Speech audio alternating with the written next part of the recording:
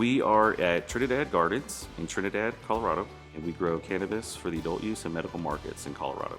My name is Ryan Pandolfi. I am the cultivation manager. Look at that spectrum, too. Today, Ryan is learning everything about his facility's energy usage Let me take a few more just to double check. Yeah, that's great. through a free energy assessment. And we can show you exactly room by room what your energy savings are going to be. Yeah. But we're looking at every piece of equipment that uses energy, no matter how small. The assessment is part of a new first-in-the-nation program from the Colorado Energy Office. The Cannabis Resource Optimization Program is a program in the Colorado Energy Office focusing on providing free technical assessments and low interest rate financing to Colorado cultivators. To be eligible for crop, cultivators must operate outside of areas serviced by the major utility providers, and their monthly energy bill must be over $5,000. It's coming out of there at 70. The goals of crop? Decrease the demand on Colorado's energy grid, which will in turn reduce greenhouse gas emissions and cut operating costs for cannabis cultivators, a very energy-intensive business. 30 to 40% of our operating costs go towards our energy consumption. We wanted to be involved in the crop program to decrease our utility consumption overall. An energy assessment can take around 2 to 6 hours depending on the size of your facility.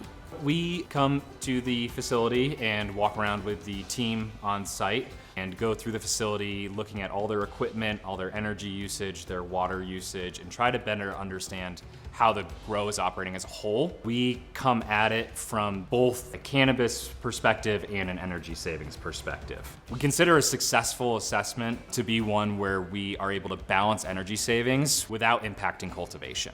After the walkthrough, the engineer works up a detailed report and meets again with the cultivator to talk through that report and make recommendations. We usually recommend starting with projects that have the quickest payback. And from there, we usually recommend using the savings from that project to start building a fund that they can use to further reduce their energy usage. We're looking to replace our entire HVAC to be more energy efficient.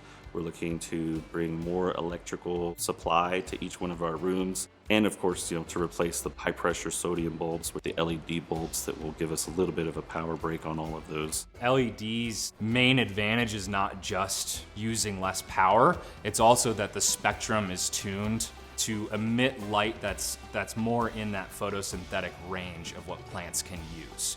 So not only are the lights more efficient from a lighting output perspective, they're also better for the plants. So our next steps are going to be securing funding through the Colorado Clean Energy Fund, which will help us to replace our HPSs with LEDs and hopefully put us on the right track for our HVAC. Usually that's the biggest shock is how much power they can actually save. Most of our reports are finding savings of around 30 to 40% of their entire facility-wide usage. To be able to receive any low-interest loans in this industry, it is totally worth it to go through. To learn more about saving money through the Cannabis Resource Optimization Program, check out our website, energyoffice.colorado.gov.